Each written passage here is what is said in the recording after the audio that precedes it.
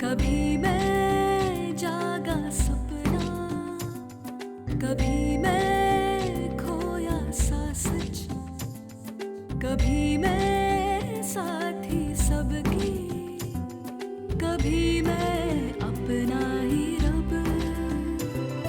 रंगों की खुशबू को कोख में भर सकती हूँ, एक नई जान को सांसों में भर सकती हूँ। मैं ये भी, मैं वो भी, मैं कुछ भी कर सकती हूँ। मैं कुछ भी कर सकती हूँ, मैं कुछ भी कर सकती हूँ।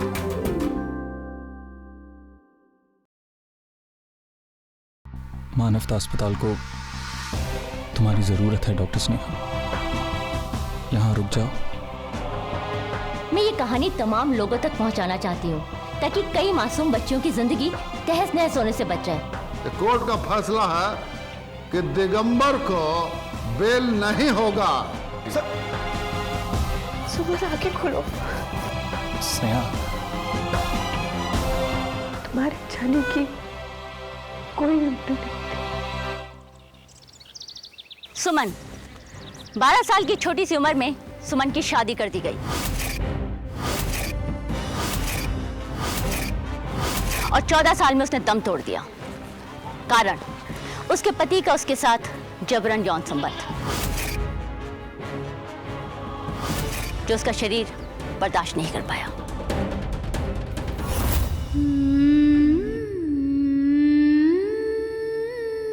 सुमन को पता भी नहीं था कि वो 3 महीने पेट से थी। कैसे पता होता? बच्ची थी वो। छोटी सी उम्र में इन बच्चों को दुल्हन बना दिया जाता है। आखिर इसके पीछे वजह क्या है? हमारी बरसों पुरानी चली आ रही प्रथा या कुछ और? आइए मिलते हैं सुमन के माता पिता से। हमको कुछ पता नहीं, जमीन कर्जे में था।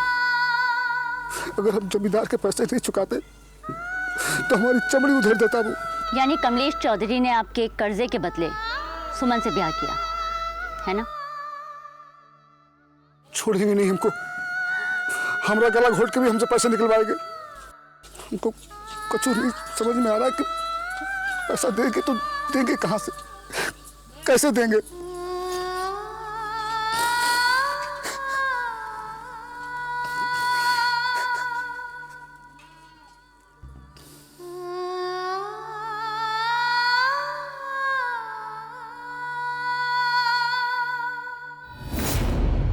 कमलेश चौधरी आज हिरासत में है, लेकिन वो अब भी अपने आप को दोषी नहीं मानता। ऐसा कुछ नहीं है। अरे हमारा पत्नी है, हमारा हक है, और आप लोग काहे के लिए बेवजह का पतंगर बना रहे हैं? और वैसे भी ये सब वो महिला मंडल और वो अस्पताल के लोगों ने मिलकर किया है।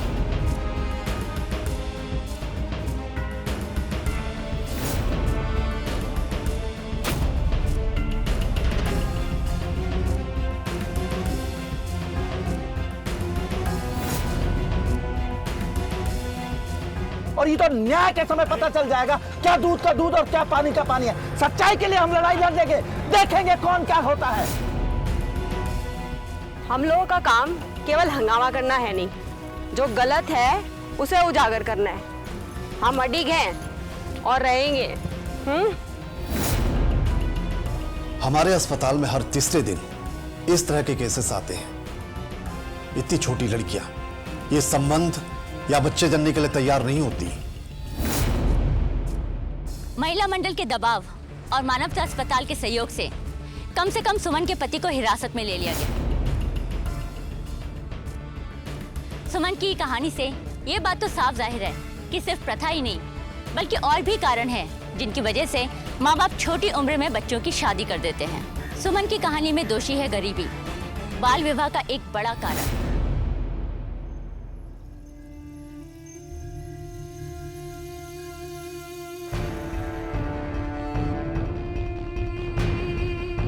क्योंकि इस गरीबी के चलते सुमन के माँ बाप ने उसकी शादी उसकी उम्र से एक तिगने उम्र के अधेड़ व्यक्ति एक जमींदार के साथ की, और नतीजा हम सबके सामने है।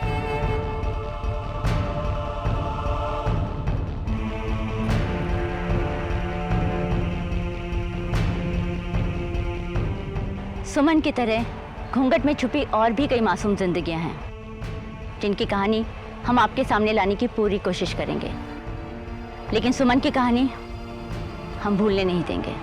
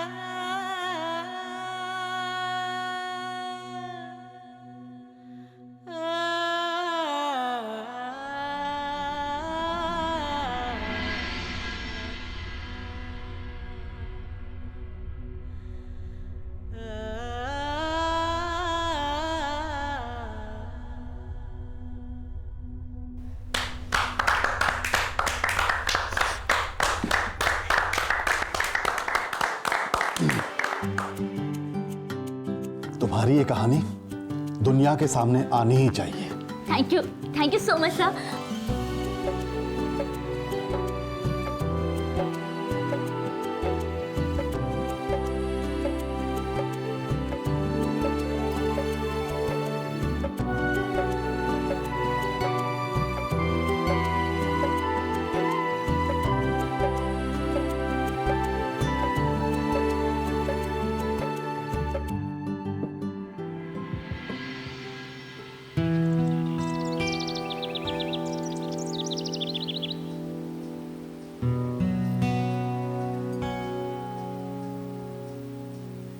क्यों?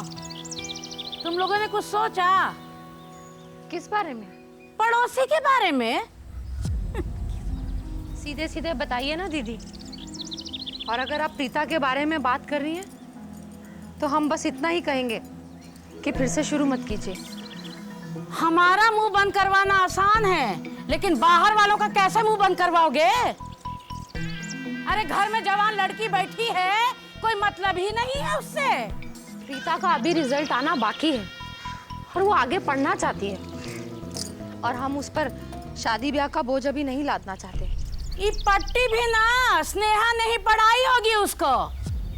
खुद तो अपनी डॉक्टराई के चक्कर में अभी तक कुंवारी बैठी है, और उसे भी अपनी ही पट्टी पढ़ा रही है। स्नेहा दी के बारे में एक शब्द मत कहिएगा। और हाँ, ये मेरी जिंदगी है, मेहरबानी करके आप परेशान मत होइए। माँ बाबूजी है मेरी चिंता करने के लिए। हाँ है बाबूजी चिंता करने के लिए। वो 12 घंटा लाइब्रेरी में बैठे रहते हैं। रिश्ता ढूंढने के लिए चप्पल घिसना पड़ता है, ऐसे नहीं मिल जाता है रिश्ता घर बैठे, मालूम है? अभी तक स्नेहा कुंवारी ना बैठी है अभी तक। स्नेहा दी ने शादी नहीं की तो क्या हो गया? शादी ही सब कुछ नहीं होता है ना। सीमा दी की शादी आप लोगों ने करा दी तो क्या हो गया? हाँ, सीमा मरी भी है ना, तो ब्याही मरी है। बस कीजिए ना दीदी, और कितना कलेश कराएंगी? सीमा के साथ जो हुआ, हम नहीं चाहते किसी और की बेटी के साथ ऐसा हो। हम बस इतना चाहते हैं कि प्रीता पढ़ लिखकर हमारा नाम रोशन करे। और इसमें गलत ही क्या है? गलत ही क्या है भाई?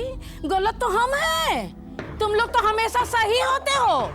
हमारा बोला बहुत बुरा लगता है ना, हमारी इज्जत ही नहीं है। अरे कदर कहाँ है? बिठाओ ना लड़की घर में कुंवारियाँ। हमें क्या मतलब है? हमारा ही माथा खराब है जो हम बक बक करते रहती हैं। हम ही बुरी हैं।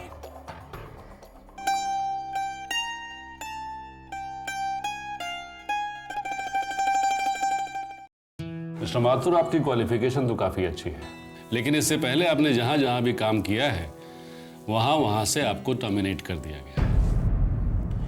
Yes sir. आपका ट्रैक रिकॉर्ड कहता है कि आपका आपके सीनियर्स के साथ ताल्लुकात अच्छे नहीं थे। सर वो मेरा अतीत था सर, और मैं अपने भविष्य को लेकर बहुत सीरियस हूँ सर। बस एक बार मौका दीजिए, मैं कभी कोई शिकायत का मौका नहीं दूंगा सर। मिस्टर माथुर, लेकिन हमारी कंपनी हमें कोई मौका नहीं देगी। अगर हमने किसी गलत आदमी को नौकरी दे दी तो हमारी कंपनी हमें छुट्टियों पे भेज देगी। I am sorry sir, please एक बार अपने बॉस से मिलवा दीजिए सर। मैं कभी कोई शिकायत का मौका नहीं दूंगा, कभी कोई काम में कमी नहीं करूंगा sir.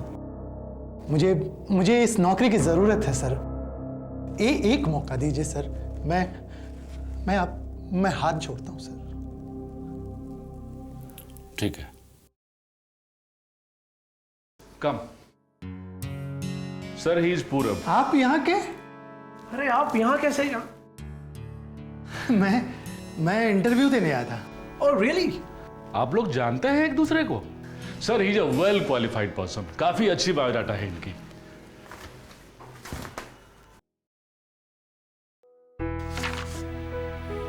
Impressive. Thank you manager साहब। Thank you sir. अरे आप खड़े क्यों, प्लीज बैठिए ना। Oh thank you. क्या है कि ये मेरी ही कंपनी है। हम लोग अपनी भोपाल वाली फैक्ट्री को जो है बड़ा कर रहे हैं। कुछ और लोगों की ज़रूरत थी तो मैंने सोचा क्यों ना यहाँ प्रतापपुर से ही कुछ लोगों को चुना जाए। मुझे मालूम नहीं था, तो मैं चलता हूँ। माफ़ कीजिएगा, मैंने आपको परेशान किया। अरे नहीं, अगर आप चले जाएंगे तो हमारी कंपनी को कोई अच्छा इंजीनियर नहीं मिल पाएगा। आप मुझ पर एहसान कर रहे हैं। एहसान तो मैं कर रहा हूं, लेकिन अपने एचआर मैनेजर पर। पिछले 3 दिन से रोज 10 घंटे वो इंटरव्यू कर रहा है, लेकिन अभी तक उसको कोई भी काबिल आदमी नहीं मिला। बस आप यूं समझ लीजिए कि उसी का काम थोड़ा सा आसान कर रहा हूं।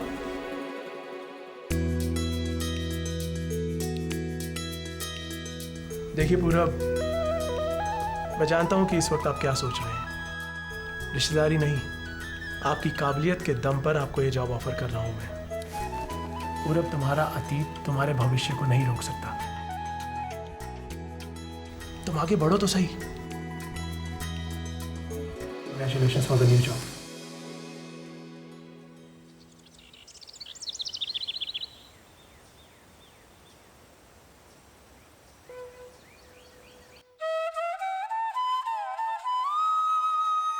क्या सोच रही हो? विज्ञान ने इतनी तरक्की कर ली है ना, हर बीमारी से लड़ा जा सकता है। लेकिन देश के छोटे छोटे हिस्सों में हालात ही कुछ और है। यहाँ सिर्फ बीमारी से लड़ने से कुछ नहीं होगा। यहाँ हर बीमारी के पीछे अपनी एक लंबी सामाजिक लड़ाई। हाँ, और इस लड़ाई में कोई नहीं पढ़ना चाहता। तभी हमारे कॉलेज के सारे अच्छे स्टूडेंट्स या तो मुंबई दिल्ली चले गए या फिर इंग्लैंड अमेरिका।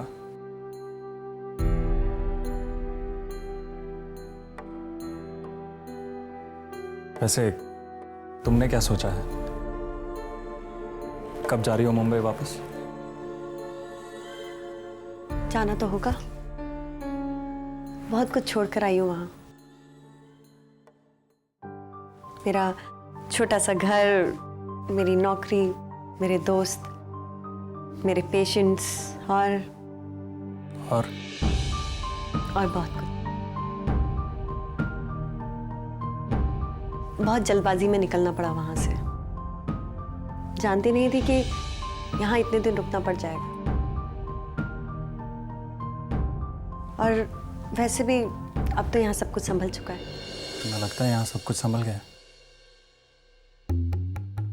लीजिए, आप यहाँ हैं और हम पूरे अस्पताल के 2 चक्कर लगाए। और वैसे भी पिछले कुछ दिनों से चक्कर ही तो लगाए हैं। वो फटाफट टीवी मैडम के चक्कर में कभी कहती है मुन्ना यहाँ लेकर चलो, कभी कहती है मुन्ना वहाँ लेकर चलो। हमने कहा मैडम इस सब के बारे में हम जानते हैं। हमने उनको बताया कि कैसे हमने डॉक्टर पाल और दिगंबर का पर्दाफाश किया, तो कहने लगी मुन्ना तुम अब तक कहाँ छुपे हुए थे? तुम तो हमारे साथ काम करो, कितने इंटेलिजेंट हो तुम, कमाल। मुन्ना, तुम यहाँ मुझे ढूंढने आए हो या अपनी कहानी सुनाने आए हो? लो, असली बात तो हम बताना भूल ही गए। आपके भैया पूरब आए, उनको कम दिखाई देता है क्या? सीधा ऑपरेशन थिएटर में घुस रहे थे। हमने कहा भैया एक बात बताइए, आज रक्षाबंधन तो नहीं है, फिर अपनी बहन को क्यों ढूंढ रहे हो? पिछले साल हमारी बहन भी हमें राखी बांधने आई थी यहीं पे, इतना बड़ा गिफ्ट दिया था हमने उसको, कितनी इमोशनल हो गई थी वो। माँ भी थी साथ में हमारी। और वो आपके भैया कॉन्फ्रेंस हॉल में आपका इंतजार कर रहे हैं।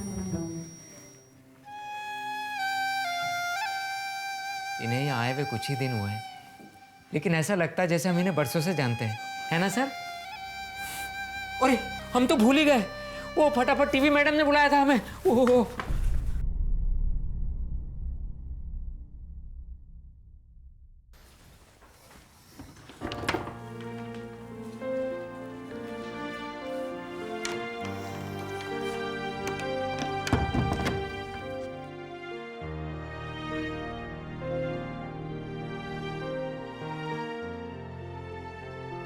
क्या बात है?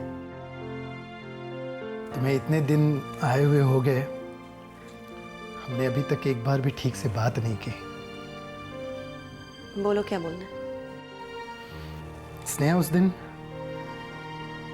तुमने अस्पताल में मुझे डांटा, मुझ पर चिल्लाया, मुझे भला बुरा कहा। मैं खुद को रोक नहीं पाई थी। पर तुमने मुझे रोक दिया।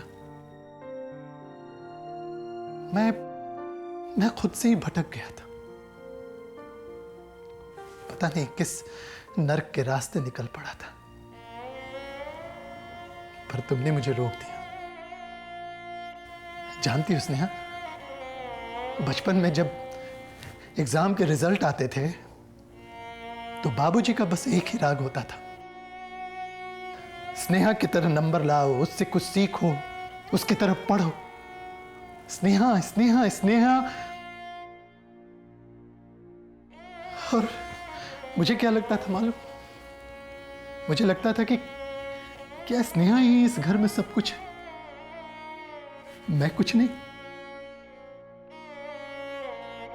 और धीरे धीरे मैं घर से दूर होता गया,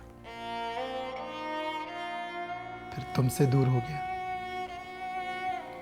और फिर खुद से भी दूर होता चला गया।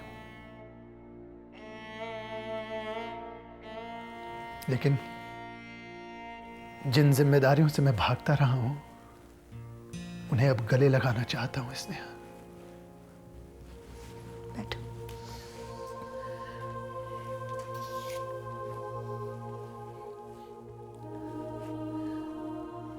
याद है भैया, बाबूजी कहते थे कि सुबह का भूला अगर शाम को वापस आ जाए तो उसे भूला नहीं कहते।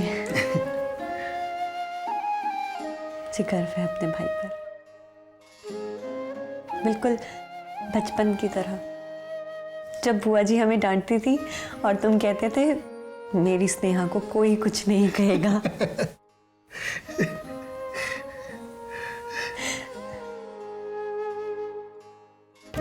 मुझे नई नौकरी मिल गई है भोपाल में। ये नौकरी मुझे सीमा के जो देवर हैं ना सुनील, उनकी फैक्ट्री में मिली है। और तुमने हाँ कह दिया? जैसा अभी तुम सोच रहे हो स्नेहा, बिल्कुल वैसे ही मैं भी सोच रहा था। यहाँ तक कि मैंने तो मना कर दिया था, लेकिन सुनील बाबू के कहने पे कि वो मुझ पर कोई एहसान नहीं कर रहे, बल्कि मैं इस नौकरी के काबिल हूँ, इसलिए वो मुझे ये नौकरी दे रहे हैं। अब मैं उनका रिश्तेदार हूँ या फिर कोई आम आदमी, इससे उन्हें कोई फर्क नहीं पड़ता। ठीक है, पर इस नौकरी के लिए हाँ कहने से पहले तुम्हें मुझसे एक वादा करना होगा। क्या? कि तुम हर 6 महीने पर बाबूजी और माँ से मिलने आओगे। वरना मुझे सुनील बाबू से तुम्हारे लिए सिफारिश करनी पड़ेगी।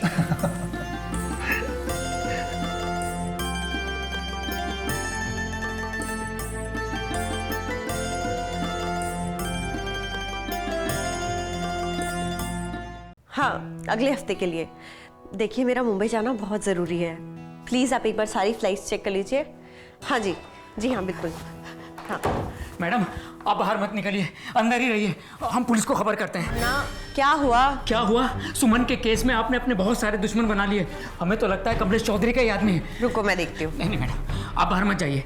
गौरी ने हमें थोड़े बहुत कुंफू कराटे सिखाए हैं, लेकिन वो ऊंचे डील डोल वाला आदमी है, उससे हम मुकाबला नहीं कर पाएंगे। प्लीज। और ये प्रतापपुर है, आपका बॉम्बे नहीं। मैडम हमारी बात समझिए। मुन्ना मुझे देखने दो प्लीज मैडम। चलो एक बार सुन तो लीजिए हमारी बात। आप झांसी की रानी मत बनिए। आप नहीं जानती कमलेश के गुंडे पहलवान है, दबंग है, पिस्तौल तो ऐसे चलाते हैं जैसे दिवाली में पटाखे फूट रहे हो। प्लीज मैडम आप हमारी बात समझने की कोशिश कीजिए, वो लोग बहुत खतरनाक हैं। Please madam. मुन्ना मैं अच्छी तरह से जानती हूँ कि मुझे क्या करना है। कहाँ है वो?